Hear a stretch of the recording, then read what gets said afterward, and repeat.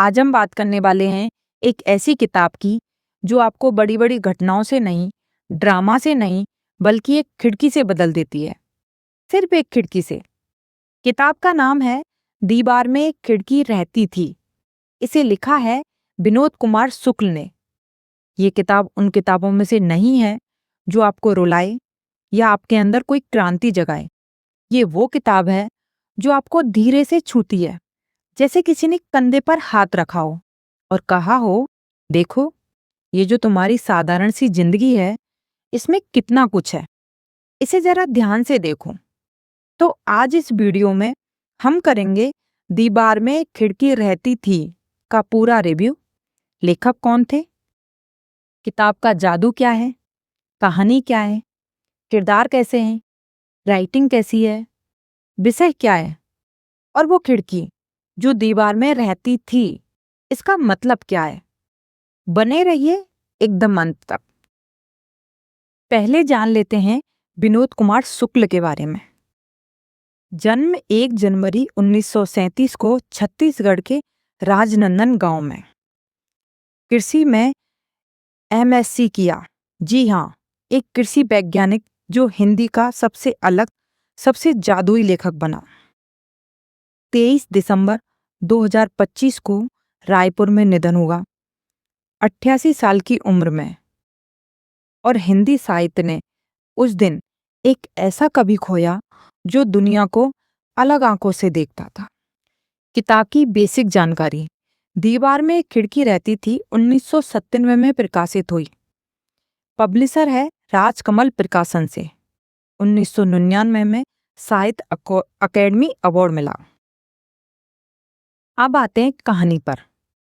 और यहाँ एक बात पहले बता दूं, ये किताब कहानी के बारे में नहीं है, ये फीलिंग के बारे में है। इसलिए कहानी बताते हुए मैं आपको हर उस छोटे क्षण के करीब ले जाऊंगी जो इस किताब को स्पेशल बनाता है। कहानी के केंद्र में है रघुवर प्रसाद, एक छोटे से कस्बे के एक निजी महाविद्यालय में गणित के अध्यापक। उनकी तनख्वाह है 800 रुपये। जी हाँ, 800 रुपये। वो एक कमरे के किराए के मकान में रहते हैं। उस एक कमरे में एक चारपाई है, एक मटकी है, रसोई का सामान है और एक टीन का डिब्बा है जिसमें उनकी पत्नी अपना कीमती सामान रखती है। कॉलेज जाने के लिए 8 किलोमीटर की दूरी तय करनी होती है। रोज ऑटो सवारियों से भरा होता है, कोई जगह नहीं होती। रघुवर प्रसाद किसी तरह घुसते हैं। ये उनकी रोज की जिंदगी है। रघुवर प्रसाद की नई नई शादी हुई है। शादी के बाद पहले दिन वो कॉलेज से वापस आते हैं, हाथी पर सवार होकर। हाँ, हाथी पर। उनके घर के पास एक साधु था जिसके पास एक हाथी था।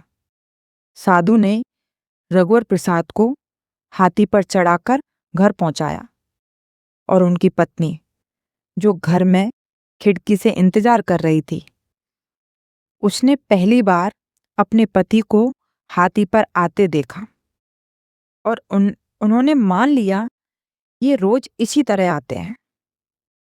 और ये मोमेंट, ये छोटा सा हास्यपूर्ण जादुई मोमेंट इस किताब का भाव सेट करता है। ये किताब कहती है, जिंदगी में कभी कभी हाथी आ जाता है। आप जानते हैं कि वो हमेशा नहीं आएगा, लेकिन उस एक दिन जब आया तो आया और वो याद रहेगा। रघुवर प्रसाद की पत्नी का नाम है सोनसी, एक सीधी सादी, घरेलू लेकिन बहुत जीवित औरत, जिसकी आंखें दुनिया को एक अलग नज़र से देखती हैं, जो एक छोटे से घर में भी खुशियां ढूंढ लेती है। और उनके उस घर में एक खिड़की है। वो खिड़की उस दीवार में है जो उनके घर को बाहर की दुनिया से अलग करती है। लेकिन उस खिड़की के उस पार एक और दुनिया है, एक ऐसी दुनिया जो उनकी साधारण जिंदगी से बिल्कुल अलग है। खिड़की के उस पार साफ तालाब है, हरे पेड़ हैं, फूल हैं, नदियां हैं। वहाँ एक बुढ़िया माई है जो उनको कभी चाय देती है, कभी नाश्ता, एक बार तो सौंसी को सोने के कंगन देती है। रघुवर और सौंसी उस खिड़की से उस दुनिया में जाते हैं, सचमुच जाते हैं। वो खिड़की से कूदते हैं और उस दुनिया में पहुंच जाते हैं। वहां समय अलग है, हवा अलग है, रंग अलग है। और जब वापस आते हैं तो उनकी साधारण जिंदगी थोड़ी हल्की हो जाती है। कॉलेज में रघुवर प्रसाद के विभागाध्यक्ष हैं जो उनसे नियमित रूप से मिलते हैं। प्रिंसिपल है। एक पड़ोसी बच्चा है जो अपने पिता से छुपकर रोज उनके घर के आंगन के पेड़ पर बैठ जाता है। सौंसी उसे खाना खिलाती है बहुत प्यार से। उसके माता पिता हैं जो बीच बीच में उससे मिलने आते रहते हैं। उसका एक छोटा भाई है, उसका नाम छोटू है, जो वो भी उसके माता पिता के साथ उससे मिलने आता रहता है। हर किरदार के साथ कुछ ऐसा होता है जो साधारण और असाधारण के बीच की रेखा को धुंधला कर देता है। वो साधु और उसका हाथी, वो कभी कभी आते हैं, रघुवर प्रसाद को कॉलेज ले जाते हैं, कॉलेज से वापस लाते हैं। एक दिन साधु बिना कुछ कहे अचानक बनारस चला जाता है, अपने हाथी को रघुवर प्रसाद के घर के आंगन में छोड़ जाता है बिना बताए। रघुवर प्रसाद चिंता में पड़ जाता है, पर फिर भी सौंसी और रघुवर प्रसाद उसका बहुत ख्याल रखते हैं। फिर साधु वापस आता है और अपना हाथी लेके चला जाता है। लेकिन खिड़की रहती है, खिड़की हमेशा रहती है। सौंसी और रघुवर प्रसाद दोनों आपस में बात करते हैं कि क्यों ना इस हाथी को भी उस खिड़की के उस पार ले जाया जाए, तो कैसा रहेगा। सौंसी और रघुवर प्रसाद मन ही मन में बहुत सारी काल्पनिक बातें भी कर लेते हैं। वो इतनी प्यारी होती हैं कि आप सोचते हो कि ये कैसे। किताब में एक नीलकंठ भी होता है जो रघुवर प्रसाद और सौंसी के घर के आसपास रहता है। वो पक्षी उन दोनों की जिंदगी में एक मौन उपस्थिति है, जैसे कह रहा हो, मैं यहाँ हूं, तुम यहाँ हो, सब ठीक है। और किताब की एंडिंग कोई भव्य निष्कर्ष नहीं है, जिंदगी वैसी ही रहती है। 800 रुपये वेतन, एक कमरा, एक मटकी, लेकिन वो खिड़की जो दीवार में रहती थी वो हमेशा रहती है। इस किताब के किरदार पर बात करते हैं। रघुवर प्रसाद हिंदी साहित्य के सबसे असामान्य नायकों में से एक। वो हीरो नहीं है जो बड़ी लड़ाई लड़ते हों।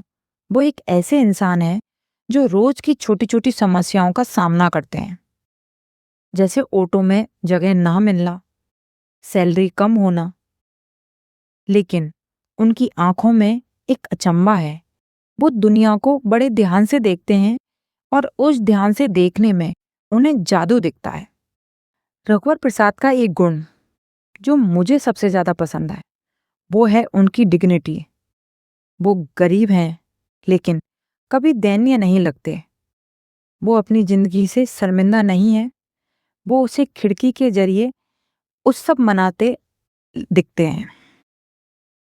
सौंसी ये किरदार इस किताब की आत्मा है। वो रघुवर प्रसाद की पत्नी से ज्यादा उनकी साथी है, उनकी भागीदार है, जो खिड़की के उस पार जाने में उनके साथ है, जो उस एक कमरे को अपनी उपस्थिति से एक घर बनाती है। सौंसी की एक बात जो विनोद कुमार शुक्ल ने बहुत कोमलता से लिखी है वो है उनका वो टिन का डिब्बा जिसमें वो अपनी कीमती चीजें रखती है। क्या है उसमें? शायद कुछ खास नहीं। एक साड़ी का टुकड़ा, एक पुराना लेटर, एक सिक्का, लेकिन वो उसे बड़े ध्यान से, बड़े प्यार से रखती है, क्योंकि ये उनकी दुनिया है और ये दुनिया चाहे छोटी हो, उनकी अपनी है। साधु और हाथी ये दोनों इस किताब के सबसे जादुई एलिमेंट हैं। साधु कभी ज़्यादा नहीं बोलता, हाथी कभी ज़्यादा जगह नहीं घेरता, लेकिन दोनों की उपस्थिति ये बता देती है कि दुनिया में कभी भी कुछ ऐसा ऐसा है जो तर्क से परे है। और वो अनजाना चीज डरावनी नहीं है, वो अस्वस्थ करने वाली है। और वो बुढ़िया माई जो खिड़की के उस पार रहती है, जो चाय देती है, नाश्ता देती है, सौंसी को सोना देती है, वो कौन है ये किताब नहीं बताती। और ये ना बताना ये किताब की सबसे बड़ी ताकत है। विनोद कुमार शुक्ल की राइटिंग स्टाइल के बारे में बात करते हैं। सबसे पहली बात, उनकी भाषा वो बहुत सरल है। शब्दों में लिखते हैं, लेकिन उन सिंपल शब्दों को वो ऐसे जोड़ते हैं, ऐसे क्रम में रखते हैं कि आप एक पल के लिए रुक जाते हैं और सोचते हैं, ये कैसे लिखा, ये कैसे सोचा। एक एग्जाम्पल देती हूँ। किताब में एक जगह लिखा है कि रघुवर प्रसाद के घर के सामने एक साइकिल खड़ी थी जो किसी को नहीं दिखी। रघुवर उस साइकिल को देखते रहते हैं। विभागाध्यक्ष ने प्रिंसिपल से कहा, रघुवर प्रसाद एक बेकार साइकिल से अभी अभी मुक्त हुए हैं। प्रिंसिपल ने कहा, अगर वो साइकिल से पहले मुक्त हो जाते तो हाथी से बहुत पहले मुक्त हो जाते। ये एक लाइन, इसमें कोई तर्क नहीं है, लेकिन एक फीलिंग है, एक ऐसा बेतुका हुमन है जो आपको हंसाता भी है और कुछ सोचने पर मजबूर भी करता है। दूसरी बात, उनकी विम्न शक्ति। विनोद कुमार शुक्ल एक कवि हैं और ये उनके हर गद्य में दिखता है। वो ऐसी छवियां बनाते हैं जो आपके दिमाग में छप जाती हैं। पक्षी का वो खिड़की के उस पार, तालाब में कमल के फूलों का वो डिस्क्रिप्शन, ये सब आपको पढ़ते वक्त एक विशेष दृश्य देते हैं। तीसरी बात, किताब की गति। एक किताब बहुत धीमी है और ये जानबूझकर है। विनोद कुमार शुक्ल कहानी में जल्दबाजी नहीं करते।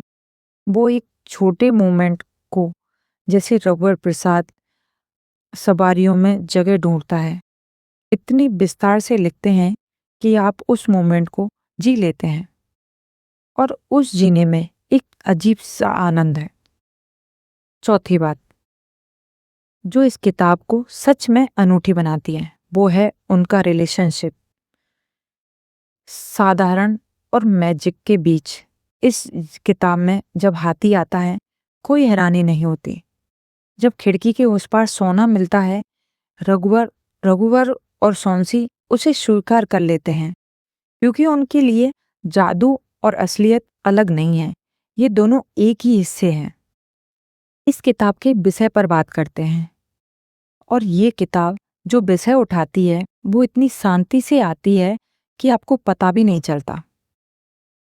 पहला विषय, साधारण जिंदगी की असाधारण सुंदरता। रघुवर प्रसाद और सौंसी के पास कुछ खास नहीं है।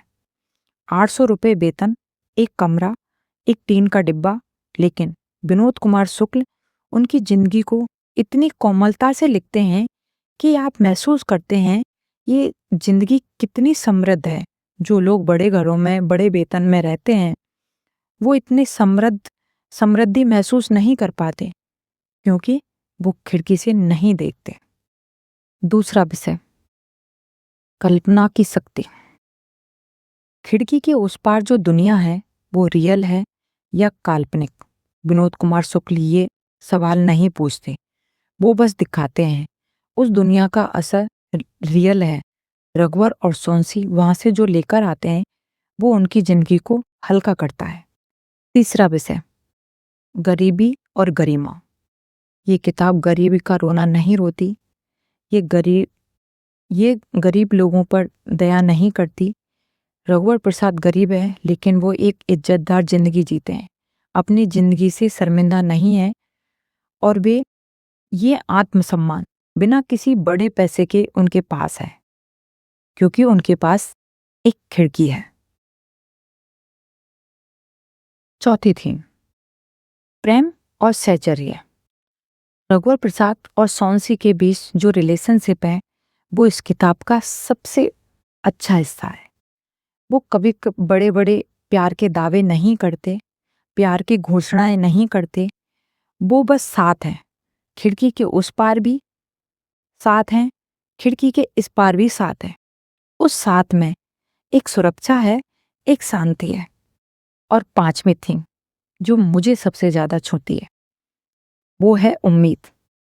एक ऐसी उम्मीद जो बड़ी बड़ी आकांक्षाओं में नहीं है, एक ऐसी उम्मीद जो एक खिड़की में है, एक ऐसी उम्मीद जो बगले के उड़ने में है, एक नीलकंठ की आवाज में है, एक बुढ़िया माई की दी हुई चाय में है। विनोद कुमार शुक्ल कहते हैं, उम्मीद बड़ी जगहों से नहीं होती, वो उन छोटी छोटी जगहों में होती है जहां हम ध्यान से देखें। और खिड़की वो जगह है जहां से ध्यान से देखने की शुरुआत होती है। अब वो सवाल, वो खिड़की जो दीवार में रहती थी उसका मतलब क्या है? एक दीवार हमेशा एक बैरियर होता है जो बाहर बाहर को रोकता है, जो अंदर को कैद बनाता है। रघुवर प्रसाद की जिंदगी में आर्थिक समस्याएं हैं, वो दीवार है आर्थिक समस्या। व्यवस्था की सीमाएं, वो दीवार हैं। वो सब बैरियर हैं जो एक साधारण इंसान को एक साधारण घर में बंद रखते हैं। लेकिन उस दीवार में एक खिड़की रहती है। खिड़की वो संभावना है, वो कल्पना है, वो जुड़ाव है उस दुनिया से जो बाहर है, जो बड़ी है, जो समुद्र है। खिड़की ये नहीं कहती कि दीवार नहीं है, खिड़की बस ये कहती है दीवार के बावजूद एक रास्ता है। ये टाइटल, दीवार में एक खिड़की रहती थी, इसमें क्रिया ध्यान देने योग्य है। रहती थी, खिड़की रहती है, वो स्थायी है, वो बसती है उस दीवार में जैसे कोई घर में बसता है। यानी उम्मीद स्थायी है, कल्पना है, सुंदरता है। दीवार बदल सकती है, घर बदल सकता है, जिंदगी बदल सकती है, लेकिन खिड़की वो रहती है। अब अंत में दीवार में एक खिड़की रहती थी, ये वो किताब नहीं है जो आपको हिला दे, तोड़ दे, रुला दे। ये वो किताब है जो आपको बहुत धीरे से, बहुत शांति से याद दिलाती है कि जिंदगी में जो साधारण है वो व्यर्थ नहीं है, वो असाधारण है। बस उसे देखने के लिए एक खिड़की चाहिए। जिस दिन आप इस किताब को पढ़ेंगे, उस रात अपने घर की खिड़की के पास जाइए, बाहर देखिए और ध्यान से देखिए। शायद वहां भी एक तालाब हो, एक नीलकंठ हो, एक बूढ़ी माई हो जो चाय दे। साहित्य अकेडमी अवार्ड 1999 में मिला, इस किताब की गुणवत्ता का प्रमाण है। लेकिन इस किताब का सबसे बड़ा पुरस्कार ये है कि जो भी इसे पढ़ता है वो अपने घर के उस एक कमरे को थोड़ी अलग नजरों से देखने लगता है और उस कमरे की खिड़की थोड़ी बड़ी लगने लगती है। विनोद कुमार शुक्ल जी अब नहीं है। 23 दिसंबर 1925 को वो इस दुनिया से गए, लेकिन उनकी ये खिड़की वो रहेगी, हमेशा रहेगी, क्योंकि खिड़की रहती है। मेरी रेटिंग 5 में से 5, पूरे 5, बिना किसी हिचकिचाहट के। नीचे कमेंट में जरूर बताइए आपकी जिंदगी में वो खिड़की क्या है, वो कौन सी चीज है जो आपकी साधारण जिंदगी को थोड़ा जादुई बना देती है। वीडियो अच्छी लगे तो लाइक करिए, चैनल सब्सक्राइब करिए। अगली किताब के साथ मिलते हैं, तब तक खिड़की के बाहर जरूर देखिए।